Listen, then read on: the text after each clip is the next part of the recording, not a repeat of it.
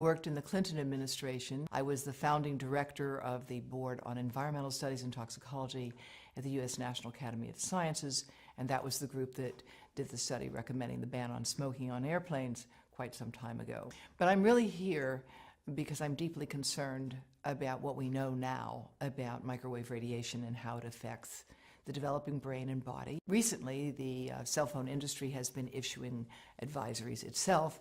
These are often buried inside phones, and they're telling you something very important that everyone has a right to know, which is a mobile phone is a two-way microwave radio. It's never been tested for safety for long-term use, and because of that, Telstra has now begun to issue advice about using a headset, using a speakerphone. In America, Consumer Reports, a respected publication, has recently recommended that no one keep a mobile phone in their pocket. And that's because if phones were tested in the pocket, the levels of radiation from those phones would exceed the safety guidelines that are currently operating. Brain cancer actually is more than 200 different types of diseases. 200 different types. And it's a terrible disease. Most people don't survive it. Their lives are shortened by it. What we know about it is that ionizing radiation causes it. And we know that from studies of people who got heavy doses of X-rays for treatment for something and then went on to develop brain cancer 30, 40, or 50 years later. Studies have been done that have looked at what happens to neural stem cells, baby stem cells, brain cells, when you expose them to mobile phone radiation. And what those studies find is that if you expose those cells, you can look at their membranes, and you find the membranes are weakening and opening. And all of these tests have experimentally indicated that mobile phone radiation can damage human brain cells, and it causes more damage to young human brain cells than to old human brain cells. Because when you put that phone here, your head is the antenna, and half of the radiation from the phone gets into you. That's the modeling work that we've done at Environmental Health Trust, which shows that a young brain will absorb the radiation almost all the way through the eye of a 3-year-old, and even an adult 34-year-old, it will still get into this part. And we are seeing effects of many different sorts as a consequence of this. Those who are on the front line of dealing with young children are deeply concerned about this at a professional level in the United States and around the world.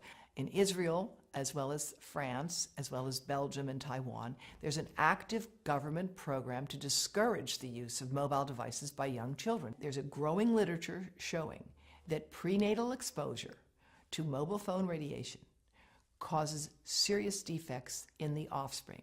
Smaller brains, more brain damage, smaller livers, more liver damage, damage to skin cells as well. There are good reasons for concern about the long-term and short-term effects of mobile phone radiation, particularly on children, but especially on sperm. Now, the sperm studies have been developed in more than 7 different countries, and what they find is that the sperm that are exposed to current levels of mobile phone radiation die 3 times faster and have 3 times more damage on their DNA, indicating that mobile phone radiation is damaging to human sperm.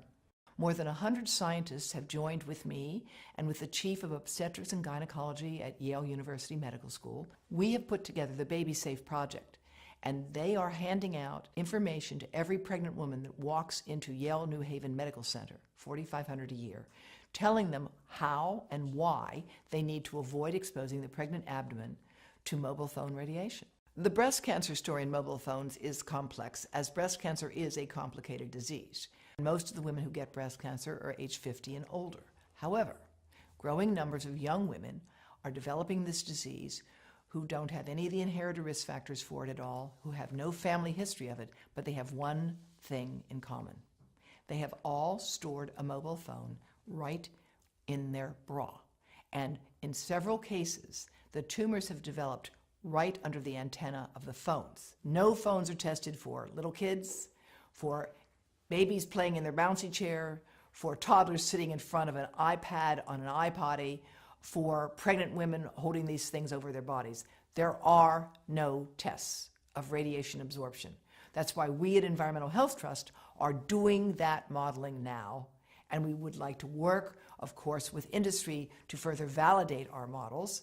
But it's really critically important that we do this research, that we train people in this field, and that in the meantime, we join with other countries around the world giving people safety information. You have a right to know that that mobile phone is a two-way microwave radio and should not be kept close to your testicles or your ovaries or your heart or your brain.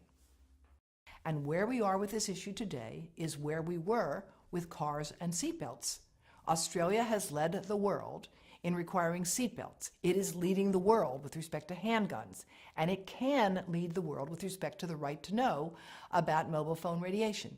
I'm very proud that Dr. Charlie Teo has issued a call for Australia to implement its current laws. You don't need a new law here. You've got the laws you need. You just need to implement them to give people the right to know about mobile phone radiation. And again, I'm delighted that Telstra's taken the first step. I think Arpanza actually does have information on their website about how to reduce radiation by keeping your calls short and telling you how to use a headset and a speakerphone. But there needs to be a more concerted effort to communicate this, just like the Canadian Parliamentary Committee on Health has recently called for.